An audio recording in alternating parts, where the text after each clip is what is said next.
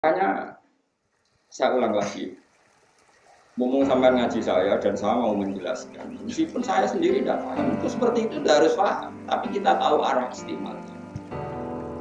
Sehingga ulama kayak Ibnu Jarir atau Bari kayak banyaklah semua ulama mengatakan Hamim Alif Lam Mim itu kita tidak tahu. Itu termasuk minal mutasyabih. Tapi kalau kamu tanya saya kata Ibnu Jarir atau Bari, kenapa Allah pakai seperti itu? Kira-kira begini. Alam tu waladi abata, alam tu waladi babi buba. Artinya apa? Saya ngajari anak saya beberapa huruf atau bacaan yang dibutuhkan anak saya. Terus gue membahasakan anak saya tak ajari babi buba. Paham ya? Terus babi buba ada maknanya enggak? Enggak ada. Tapi kamu paham maknanya itu seperti itu. Paham ya? Jadi supaya bodoh. Sehingga bahasa itu enggak ada yang protes ketika saya cerita. Saya ngajari anak saya babi buba. Ada enggak yang protes? Enggak ada kan? Karena semua orang tahu maknanya adalah diajari cara membaca. Oh tahu. Kalimat itu maknanya apa? Maknanya jadi orang maknanya istimalnya seperti ini, paham ya? Penggunaannya itu sirinya kenapa Allah pakai nama Alif Lam Mim Ha Mim. Pasti kira-kira begini. Ini loh Quran dimulai dengan Alif Lam Mim. Bahwa ini akan melibatkan huruf-huruf Arab, akan ada siri huruf-huruf Arab. Kemudian siri ini ditebak-tebak. Nah, sing rodok dukun jadi jimat. Haikal, ben sangar dibungkus mori nopo. Enggak sing kedo wonge rambutnya gondrong. Lah itu terus laris. Itu macam-macam wis bangun kena siri itu terus kena justifikasi nopo. Nah, misalnya jimat terus sing ngedol wonge dasinan ruwes kan gak meyakinkan. Nah, sing kon ngedol rambutnya gondrong terus dibungkus apa? Mori terus kayak minyaknya sing rodok mampu melati terus kan wong kan. Itu akal-akalan kan, ya ora ono Quran go ngono iku ya ora. Ono wong ngelu ngombe terus mari, pancen wae mari ora perkara ngombe, pancen ngelune wis suwe wae napa. Quran turun nganggo jimat. Tapi nek ono sing nganggo jimat ya monggo mawon pangeran sugih ora masalah pangeran. Kalau dadi rezekine. Tapi kita ini enggak, biasa ulang lagi. Sehingga bahasa-bahasa yang oleh orang nahwu dikatakan lil milki. Orang nahwu mengatakan idhofah itu potensinya bermakna tiga. Ada idhofah di mana min, fi, dan lam. Yang paling banyak kan lam. Misalnya babu sajin, pintu kayu. Berarti pintu dari kayu. Khotamu hadidin, apa? Ali-ali dari apa? Besi. Terus ada bimakna fi kayak dzulmul laili berarti malam. Gelap di malam hari. Dzulmul laili dzulamun fil. Dan yang ketiga ini yang paling sering terjadi, bahkan ada ulama ngaku mengatakan sebenarnya semua idhofah itu bimakna lam lil milki. Kalau kamu katakan saubu zaidin berarti bajunya Zaid. Baitu zaidin rumahnya milik. Nah sekarang pertanyaannya adalah kalau dikatakan milik itu ya milik berarti baitullah rumah milik Allah. Ruhuwah berarti roh milik Allah. Kalau milik Allah ya sudah ada roh tertentu yang miliknya Allah yang dikasihkan Nabi Adam. Ya sudah gitu aja wa nafastu fihi birruhi. Apa susahnya? Terus ada orang berlebihan mengatakan Allah itu punya roh dan rohnya Allah ini diberikan ke Adam. Mana ada barang qadim bisa ditransfer dan mana ada barang hadis bisa menerima barang apa? Qadim. Paham ya? Dalam bahasa mirruhi itu udah harus konotasinya milik Allah terus. Misalnya gini, masjid yang melek sing pancen. Itu ya tetap jenenge Baitullah. Omahe pengiran. Terus kita takok, pengiran nak rene kapan? Terus kita nak salat ning kono muni wis wan pengiran. Ya tidak ada seperti itu. Pokoknya Baitullah itu bukan milik. Memang nyatanya milik. Oh ya sudah gitu rasa dicirok-cirok. Tapi kan Allah ora ning kene kan. Ya serasa ngono-ngono nan pokoke Baitullah litasyrif karena sesuatu itu mulia diisnadkan kepada sini al-idhofah kadang litasyrif kayak apa disebut apa Baitul. Inna hadza Baitul. Ini penting saya jelaskan, makanya saya ingkar seingkar-ingkarnya. Saya ulang lagi, saya ingkar seingkar-ingkarnya. Kalau ada orang membuat hukum atau kesimpulan dari Quran terjemah itu tidak bisa. Terjemah itu tidak mewakili maknanya apa? Quran. Karena terjemah ini kan ya terjemah. Quran turun itu sudah ada aturan yang melatar belakangi. Kemudian Quran turun. Misalnya begini. Saya contohkan bab fikih saja yang paling gampang itu bab fikih. Ya dengarin ya, saya mencontohkan bab fikih. Orang kawin itu berarti kan lelaki sama perempuan, sepakat ya. Dulu zaman orang kafir lah itu yakin yang namanya kawin itu ya lelaki sama perempuan. Kalau yang sejenis, dulu ya ada bahasa LGBT, tapi kalau yang namanya kawin itu ya lelaki dan perempuan. Ya. Terus yang namanya perempuan itu ya anaknya orang. Kalau anaknya orang, kalau mau kawin ya yang kawinkan yang punya anak. Kalau dia kawin sendiri, jadinya demenan, bukan kawin. Nah ini cerita zaman jahiliyah, bukan zaman Islam. Sehingga kata Imam Nawawi yang ngarang kitab Majmu', nikahul kufar sahihun, nikahnya orang kafir itu sah. Karena mereka menikah itu ya dengan cara yang kita yakini. Zaman sebelum ada Rasulullah, orang kafir ya gak nikah dengan saudaranya, dengan bulenya, dengan ponakannya. Mereka nikah pasti dengan orang lain. Dan Allah menyebut ya imro'ata Fir'aun, istri Fir'aun. Imro'ati Abi Lahab, wa imro'atu, istrinya Abu Lahab. Gak ada Allah bilang demenannya Abu Lahab. Karena mereka kawin. Paham ya? Dan kawinnya ya sah itu ya dikawinkan bapaknya, disaksikan orang banyak, dan tidak mahram.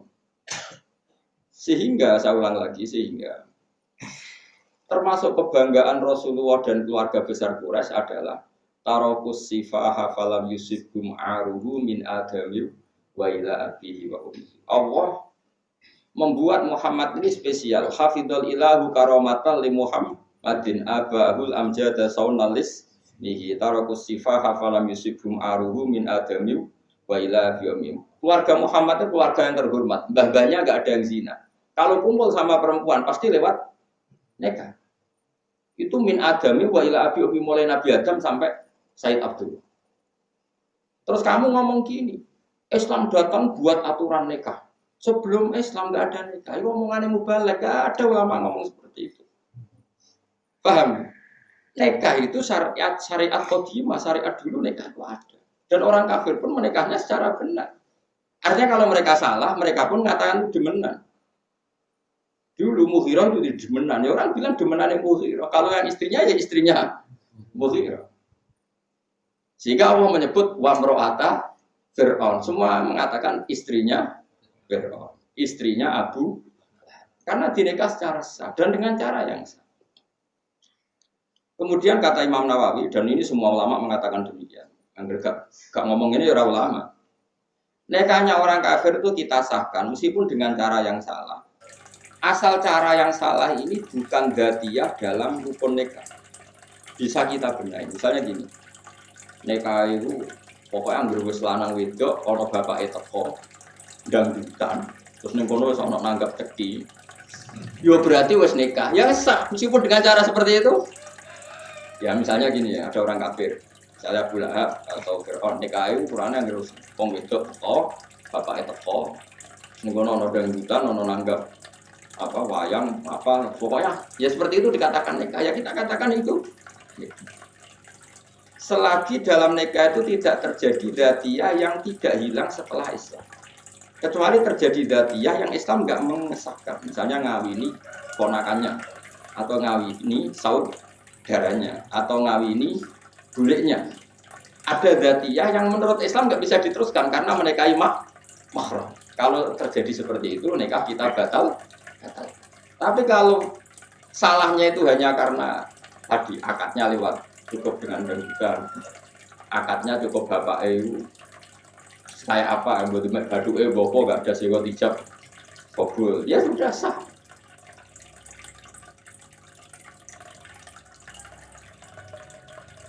Makanya menurut saya nikah-nikah yang terjadi di Indonesia dengan banyak kekacauan itu karena kita ada alim atau kulturnya salah, cara wis asal dzatiyahnya ini makanya menurut saya kalau teman-teman saya yang ngaji fikih ini semua yang kangkang yang masih ngaji fikih sementing sampai apal jumlah muharramat orang yang jadi mahram itu saja itu hurrimat alaikum ummahatukum wa banatukum wa akhwatukum wa ammatukum wa khalatukum wa banatul akhi wa banatul ukhti itu yang penting itu muharramat berapa itu 7 yang dorong Jawa itu 5 wah kalau ngelotok kayak kula ngene wapal tenan umun kok Mbok itu sapa saja? Man waladatka, orang yang melahirkan kamu. Itu jenenge mbok. Apa? Hurmat alaikum ummahatukum terus bintun. Nah sekarang bintun itu siapa coba ayo? Sing ngaji ini iso nak bintun itu maknanya apa? Orang perempuan yang dilahirkan istri sah kamu itu jenenge bintun. Tapi kena demeni wong terus dia anak wedok. Hasil demen anak itu ora iso darani anakmu. Sehingga kalau dia nikah enggak boleh kamu jadi wali. Paham ya? Bahkan sebagian mazhab saking ekstrimnya mengatakan anak hasil demen anakmu nak kepen nikah sah. Mbok didemeni tapi anaknya dinikah nganggo wali ku sah, tapi terlalu mbok didemeni kok anaknya.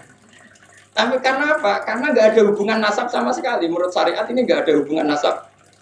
Karena produk apa? Ilegal. Umun bintun apa tadi? Hurrimat alikum ummahatukum wa banatukum wa akhwatukum. Saudara perempuan sekandung.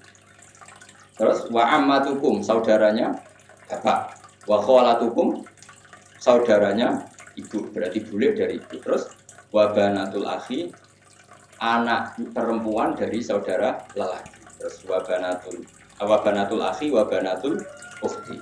Makanya Islam menghitung 7, tapi kalau kita ngitung itu 5 karena kita hanya ngitung apa ibu, anak wedok, ponaan, apa? Bule. Ya sebenarnya ibu, anak wedok, dulur, bule, ponaan. Sehingga wong Jawa ngitung 5. Mereka orang Jawa dulure bapak ya bule, dulure ibu bule. Nah cara wong Arab dulure bapak iku ammah, dulure ibu olah. Ponaan cara Jawa ya ponaan, cara Arab ponaan banatul akhi, ponaan banatul ukhti. Paham ya?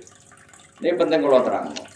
Sehingga kalau nikahul kufar dan setelah nikah enggak terjadi mahromiyah yang abadi, maka nikahnya kita katakan sah meskipun ketika nikah dengan kefiah yang salah. Misalnya sewotnya salah, saksinya apa? Tapi asal tadi yang dinikah tetap perempuan yang tidak Tapi kalau yang dinikah itu perempuan yang mahram, Islam akan membatalkan. Karena ini membawa dzatiyah, membawa rukun yang fatal. Tapi lucunya, baiknya manusia, terutama suku Quraisy, itu pun nggak terjadi. Nggak ada cerita Islam ngeritik Abu Jahal. Lha Abu Jahal orang elek piung ponakane didemeni. Ndak ada. Abu Jahal nikah sama orang lain yang tidak mahram. Abu Lahab juga nikah sama orang lain yang tidak. Ini penting saya utara. Nah, kemudian Quran turun dengan tradisi yang sudah mapan di Quraisy. Yang namanya nikah itu mapan. Ada walinya, ada saksinya, ada sewet. Kemudian terus Quran dengan lafaz yang ringkas karena sudah ada peradaban yang baik dan benar. Famas tam takum bihi min guna fa'atuhunna ujurahun. Perempuan yang sudah kamu nikmati, istimta itu sudah kamu rasakan, sudah kamu nikmati. Sementing fa'atuhunna ujurahun, sementing gue opahi. Terus kowe maknani nganggo awur-awuran, nak ngono sing penting nek bar iku bayar. Iku kan koyo lonte. Ora ngono iku goblok, ora ngono iku maknane Quran iku ora ngono. Makanya ya saya ulang lagi, enggak bisa maknane Quran. Kowe ra iso misale darani tikus halal, ning Quran ra ono muni tikus iku haram ora ono. Adur ning Quran ra ono sebarane halal.